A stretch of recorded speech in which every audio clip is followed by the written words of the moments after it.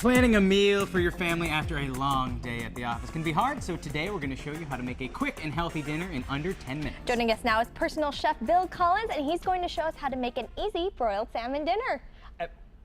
Yes, it is the easiest thing in the world. And you're wearing gloves too, and why are you wearing the gloves? I always like to wear gloves, and I recommend that people wear gloves when they're handling fresh fish, fresh chicken, fresh beef in the kitchen, especially if you've got kids. Not that they go hand in hand, so to speak, but I didn't mean to say it that way.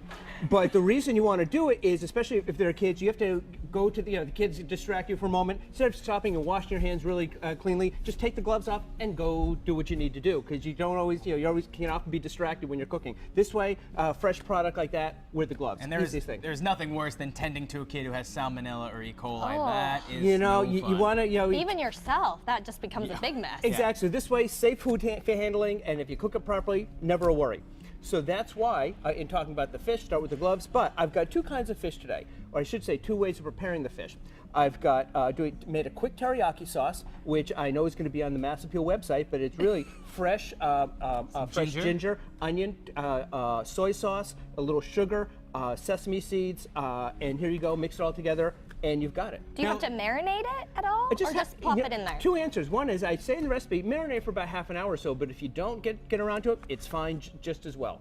So now, Bill, I want to show everybody the inside of ginger because it's one of the tastiest roots imaginable, but at the same time, it's hard to peel and put into bite-sized pieces. How do you prepare your ginger? Well, it's funny you should say that because what I do, I'm sorry to reach across you, Laura, but what I do is actually I cut a piece as much as I need. I'll just take this right over here. Okay.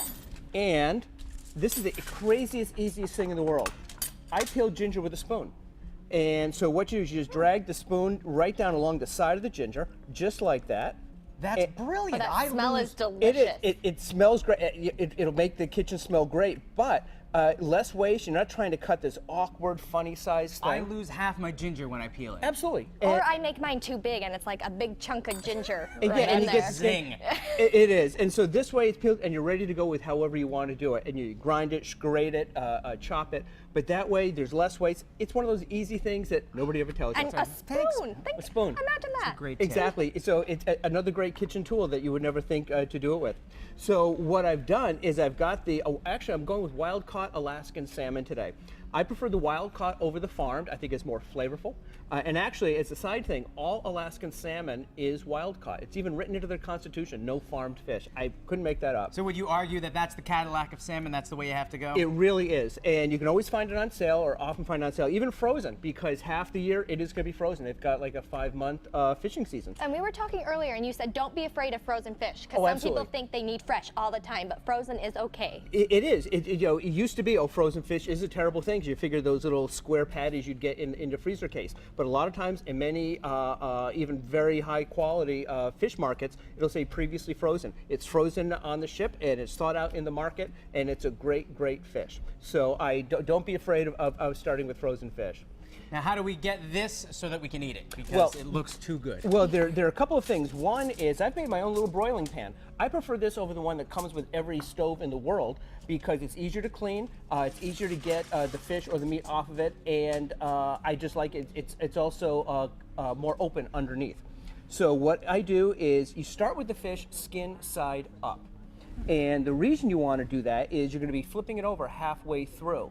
So if it does stick to the grate a little bit, it'll be the skin that sticks and not the fish itself to make it look kind of funny. Oh, and you won't lose any meat that way. Exactly. You'll just lose the skin. Exactly. So you'll have a beautiful looking piece of fish. The other thing is that the general rule of thumb in the world is that you want to cook fish, regardless of how you're cooking it, for about 10 minutes for every inch of thickness total. That way you won't get dried out fish. I hear that more than anything from people when they say, gee, how is it I keep my fish from being dried out? Well, I don't want to be flip and say stop overcooking it.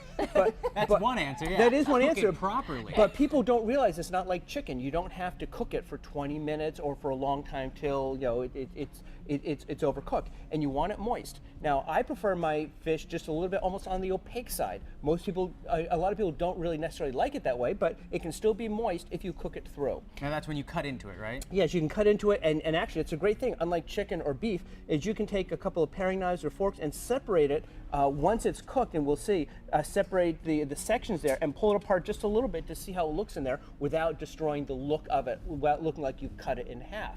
And so that way everyone will think you're a genius because you cooked it perfectly every time without having to cut it in half. Bill, you're going to make us a hit at any party. I'm trying. That's my goal.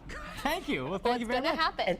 So we broil this now, and you were saying for each inch, 10 minutes aside, even when you're broiling? No, 10 minutes total. 10 minutes total. Yep, This is going to be done in 10 minutes? 10 minutes, 5 minutes per side. And if the fish is a bit thinner, go a little bit shorter. Because you observe that 10 minutes for each inch. And that's a general rule of This thumb. is about an inch. Yeah, And Laura, you just asked, and absolutely, whether you're broiling, whether you're grilling, whether you're poaching, whether you're doing it in the oven, the same 10 minutes applies. It doesn't apply to shellfish like scallops and shrimp, just the firm fish like that.